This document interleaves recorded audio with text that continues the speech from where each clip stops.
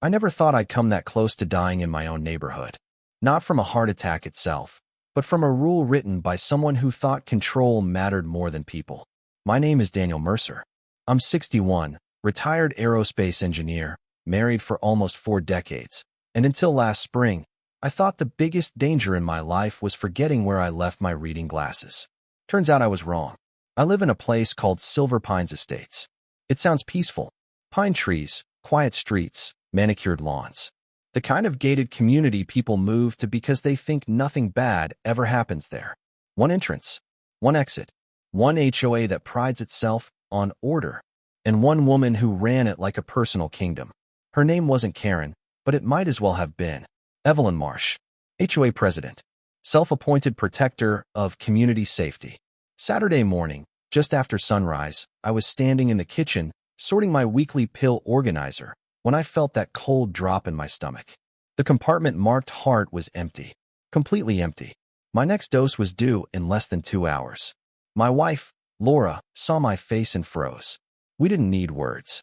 3 months earlier, I'd been in a hospital bed with wires everywhere while a doctor explained, very calmly, that skipping doses wasn't an inconvenience, it was a gamble. A bad one. I thought you refilled it, Laura said quietly. I thought I did. I answered, already knowing I hadn't. The local pharmacy was closed. I called the emergency medical supply service, trying to keep my voice steady. They didn't hesitate. We can get a refrigerated medical delivery truck to you in about 90 minutes, sir. Relief hit me hard, right until I remembered where I lived. Silver Pines didn't allow delivery trucks. Not groceries. Not furniture. Not medical supplies. Evelyn's rule. I still believed, stupidly, that medical emergencies would be different. At 10:12 a.m., I watched from the window as the medical truck reached our gate. I saw Evelyn walk out with her clipboard like she was answering a summons. The driver tried to explain.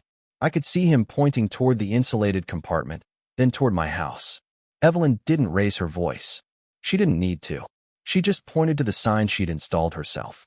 No commercial vehicles. No exceptions. When the driver called me to say he couldn't enter, I called 911. I thought maybe emergency services could override HOA nonsense. They couldn't. Private community regulations apply, sir. The dispatcher said, not unkindly. You'll need to retrieve the medication yourself. My chest tightened. Maybe from stress. Maybe from something worse. I walked the 4 blocks to the gate slowly, every step heavier than the last. Evelyn was waiting for me. Mr. Mercer, she said, voice flat. Rules exist for a reason. I told her this was heart medication. I told her the truck had refrigeration. I told her I might not make it through the afternoon. She sighed, like I was inconveniencing her. My husband died because a delivery driver rushed, she said. Speed kills. Chaos kills. We don't make exceptions. Halfway back to the truck, my legs gave out. I went down hard, one hand clutching my chest, breath coming in shallow bursts. Neighbors came out. An elderly man with a cane. A young mother holding a crying baby. Someone started filming. The driver helped me retrieve the medication. Laura helped me back home. I survived that day. Barely. That should have been the end of it. It wasn't. That evening, Frank Alvarez, an 84-year-old diabetic 2 houses down, called me. His insulin delivery had been turned away. Again. I'm rationing, he said. If this keeps up, I won't last the week. That's when something inside me shifted. I'd spent 35 years designing systems for aircraft. Redundancy. Fail-safes. Alternate routes. You never rely on one path if lives are involved. Silver Pines had one entrance. But the air above it.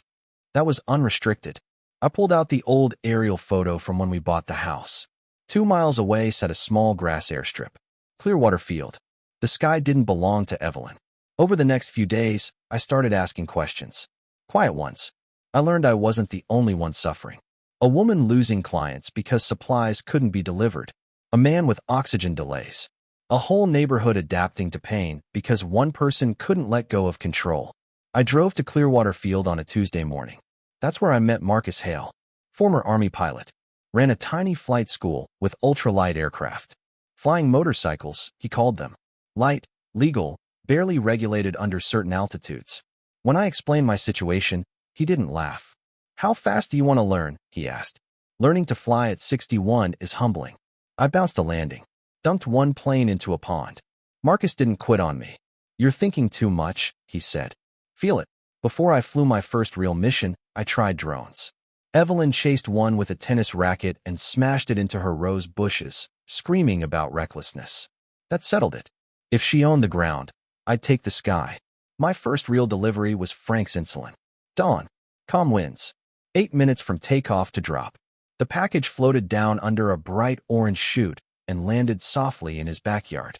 Frank waved like a kid. Word spread fast. Formula. Oxygen. Groceries. Requests poured in. I logged everything. Safety protocols. Drop zones.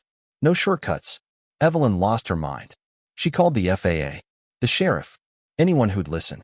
When she confronted me, recording on her phone, I handed her my documentation. For the first time, the law wasn't on her side. The neighborhood changed. Kids came out to watch the drops. Neighbors talked again. Fear turned into quiet excitement. Then came the sabotage. Cut cables. Contaminated fuel. A note taped to my windshield. Final warning. That crossed a line. Police reports were filed. Federal agencies got involved. Evelyn escalated, filing false aviation emergencies, nearly causing a crash. The community meeting that followed wasn't about aircraft anymore. It was about power. People stood up. One by one. Stories poured out. Fear. Silence. Shame. The vote stripped Evelyn of authority. But the story didn't end clean. She disappeared the next morning. Stole a plane. Flew it badly. Erratically. Straight toward a gathering of families during a planned supply drop event. I intercepted her. At 300 feet, with no room for error, I forced her away from the crowd. Both planes went down. Hard. Survivable. She was arrested. I healed. The community rebuilt. And now, a year later, deliveries continue. Quietly. Safely. Without drama. But here's the part people argue about. Was I right? Did I save lives? Or did I encourage defiance instead of cooperation? Did I fight tyranny? Or create a dangerous precedent? If rules cost lives, do they deserve obedience? Tell me what you think. Because even now, I'm not completely sure where the line really was. Drop your take in the comments.